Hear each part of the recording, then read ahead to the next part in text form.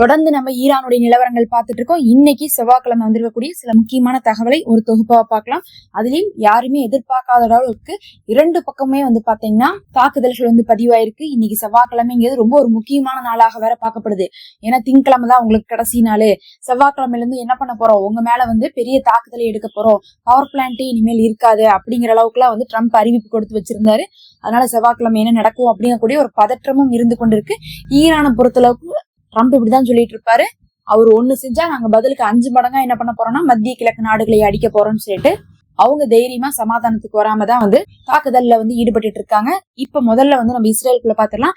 இஸ்ரேல்ல பாத்தீங்கன்னா தொடர்ந்து கொத்து குண்டுகளும் போட்டிருக்காங்க. அது இல்லாம 450 கிராம் எடை உள்ள குண்டை போட்டிருக்காங்க. இது ஒரு பெரிய விஷயம் தான்.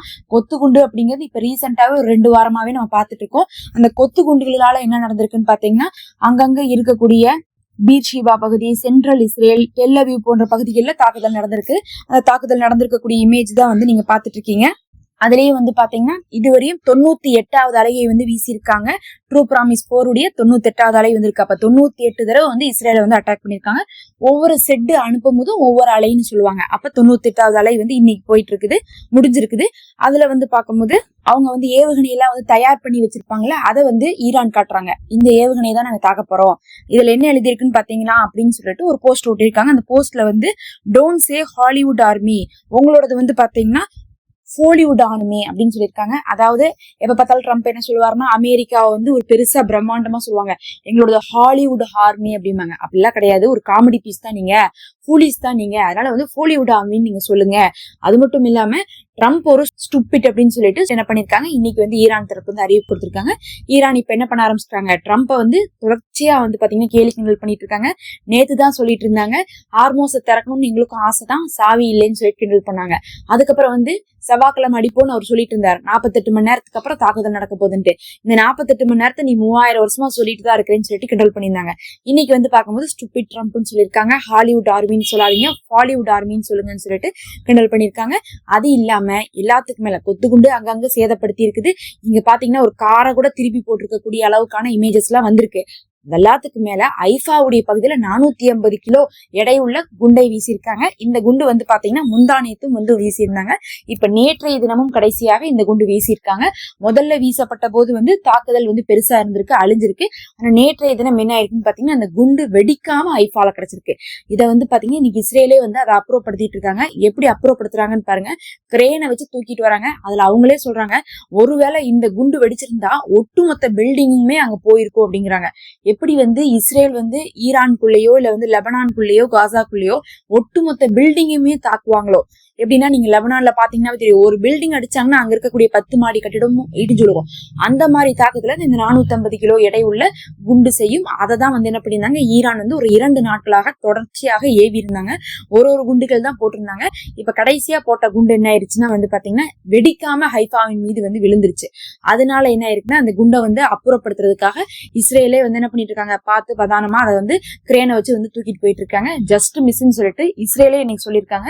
இது இன்னைக்கு இஸ்ரேல்ல எந்த அளவுக்கு ஒரு பேரச்சத்தை ஏற்படுத்தி இருக்குன்னா, அடுத்தடுத்து குண்டுகள் வரும்போது ஏதோ 1-2 வெடிக்காட்டினாலும் அதுக்கப்புறம் வரக்கூடியதெல்லாம் வெடிக்கதானே போகுது. இந்த அளவுக்கு ஒரு பெரிய கட்டிடத்தையே அழிக்கிற அளவுக்கு இப்ப ஈரான் குண்டு போட ஆரம்பிச்சிட்டாங்க. அப்படிங்கிறது அந்த இடத்துல யாருமே சேஃபா இருக்க முடியாது அப்படிங்கக்கூடிய ஒரு நிலைமையை கொண்டு இருக்கு.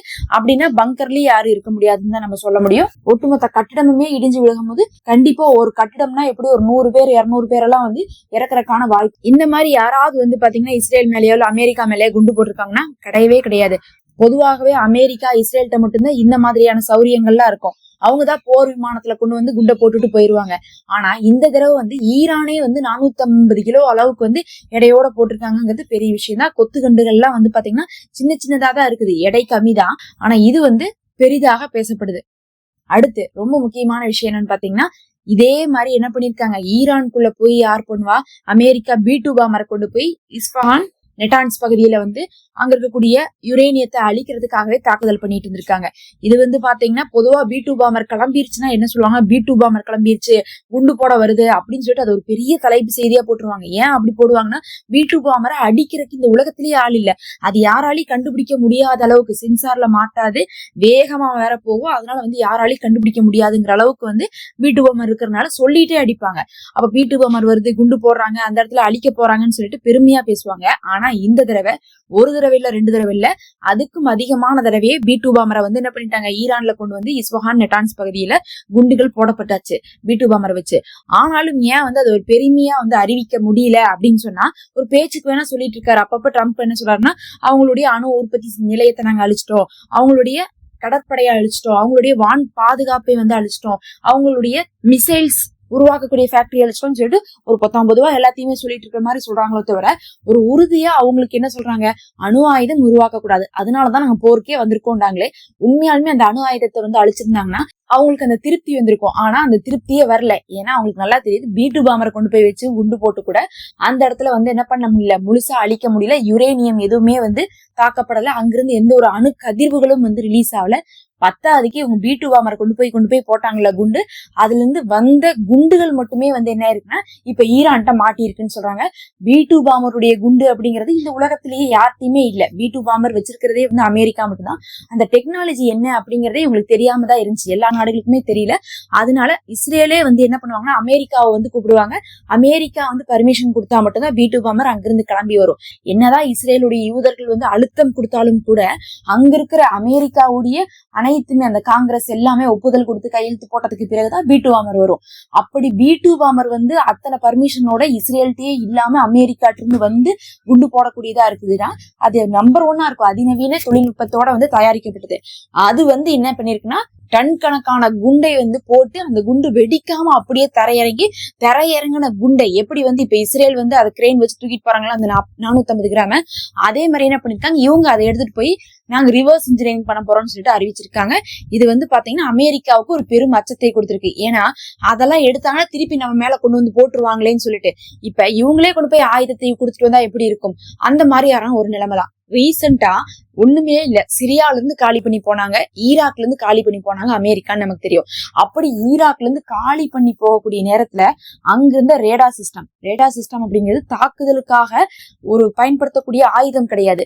தாக்குதல் எந்த பக்கம் இருந்து வருதுன்னு கண்டுபிடிக்கக்கூடிய ஒரு டிவைஸ்ன்னு சொல்லலாம். அது வந்து சென்சார் தான் பண்ணும். இங்கிருந்து நம்மளை தாக்குறாங்க, அங்கிருந்து நம்மளை தாக்குறாங்கன்னு சென்சார் பண்ணுமோ தவிர ரேடாரை வச்சு யாரையும் அடிக்க முடியாது, தடுக்க முடியாதுன்னு சொல்லலாம். இது வந்து ஒரு சென்சார் பண்ணக்கூடிய ஒரு டிவைஸ் தான். ஆனா அந்த சென்சார் பண்ணக்கூடிய டிவைஸை உடனே இடம் மாத்த முடியல. பொதுவா என்ன பண்ணுவாங்கன்னா, அதெல்லாம் வந்து மில்லியன் கணக்கா செலவு இருக்கும். அதை கொண்டு வந்து செட் பண்ணிட்டு போகும்போது எடுத்துட்டு போயிருவாங்க. ஆனா இப்ப போர்ல போறதுனால எடுத்துட்டு போக முடியாது. எடுத்துட்டு போறதை கண்டுபிடிச்சாங்கன்னா அங்க இருக்கக்கூடிய PMF படைகள் வந்து என்ன சொன்னாங்கன்னா, நீங்க எப்படி காலி பண்ணி போறீங்க நாங்க பாத்திரலாம் அப்படின்னு சொல்லியிருந்தாங்க. அதனால இரவு முழுவதும் அவங்களை வந்து அடிச்சாங்கன்னு சொல்லிட்டு அமெரிக்கா வந்து எடுத்துட்டு போகாட்டினாலும் பரவாயில்ல, அதை தப்பி தவறி கூட அவங்க கையில விட்டுட்டு போயிடக்கூடாது, ஈரானுக்கு அது கிடைச்சிடக்கூடாதுன்னு சொல்லிட்டு அழிச்சிட்டு போனாங்க. வெறும் ஒரு சென்சார் பண்ணக்கூடிய ஒரு டிவைஸவே அப்படி பண்ணிட்டு போறாங்கன்னா, அதை விட்டு போட்டு போர் விமானத்தையோ இல்ல ஆயுதத்தையோ குண்டையோ கொடுத்துட்டு போனா எப்படி இருக்கும்? அதுலயும் நம்பர் 1 B2 பாமருடைய குண்டே இப்ப என்ன இருக்குன்னா 2 குண்டுகள் வந்து அமெரிக்காவோடது இப்ப ஈரான் கையில கிடைச்சிருக்கு. அதை வந்து அவங்க என்ன பண்றாங்க, ரிவர்ஸ் இன்ஜினியரிங் பண்ண போறோம்னு சொல்லிட்டு அறிவிச்சிருக்காங்க. இது வந்து இஸ்ரேலுமே வந்து கடுப்பாகக்கூடிய ஒரு ஈவெண்டா போயிருச்சு. ஏன்னா இஸ்ரேலை பொறுத்த அளவுக்கு அமெரிக்கா வச்சு அவங்களை அடிக்கலான்னு பார்த்தா அமெரிக்காக்காரன் போய் அவங்க கையில குண்டை போட்டு வந்துட்டாங்களே. அந்த குண்டை கொண்டு வந்து அவன் எங்க போடுவான், 2 இடத்துல தான் போடுவான். ஒன்னா இஸ்ரேல்ல போடுவான், இல்லாட்டினா மத்திய கிழக்கு நாடுகள்ல இருக்கக்கூடிய அமெரிக்க தளத்துல போடுவான். ஆனா அவனுக்கு நல்லா தெரியும் இஸ்ரேலுக்கு இதுவரையும் இந்த போர்ல லாங் ரேஞ்ச் மிசைல் யூஸ் பண்ணதே எங்க யூஸ் பண்ணிருக்காங்கன்னு பார்த்தா அதிகமாக இஸ்ரேலுக்குள்ளதான் லாங் ரேஞ்ச் மிசைல்ஸே யூஸ் பண்ணிருக்காங்க. பக்கத்தால இருக்கக்கூடிய அரபு நாடுகளை அடிக்கிறதுக்கு அதிகமாக வந்து பாத்தீங்கன்னா லாங் ரேஞ்ச் மிசைல்ஸ் எல்லாம் யூஸ் பண்ணாம ட்ரோன் அட்டாக் தான் பண்ணிட்டு இருக்காங்க.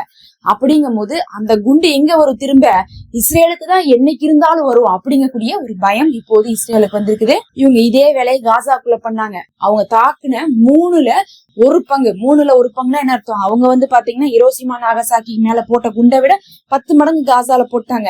ஆனா அதுல 3ல 1 பங்கு வந்து பாத்தீங்கன்னா வெடிக்காம விழுந்து அதை எடுத்துட்டு போய் ரிவர்ஸ் இன்ஜினியரிங் பண்ணி அதுல வந்து ஆயுதம் உருவாக்கி அந்த ஆயுதத்தை கொண்டு இஸ்ரேல் அட்டாக் பண்ணிட்டு இருந்தாங்கன்னு சொல்லிட்டு இஸ்ரேலுடைய உளவு பிரிவே கடைசியா கண்டுபிடிச்சாங்க போர் நிக்கும் போது. அப்ப ஆயுதம் வர்றதுக்கான வழியெல்லாம் அடைச்சு வச்சு போட்டு கடைசியில அவங்க கையில இவங்களே ஆயுதத்தை கொடுக்குற மாதிரி ஆயிருது. அந்த மாதிரிதான் இப்ப ஈரான் கையில கொண்டு போய் அதிநவீன B2 பாமருடைய குண்டுகளை கொடுத்துட்டு இருக்காங்க.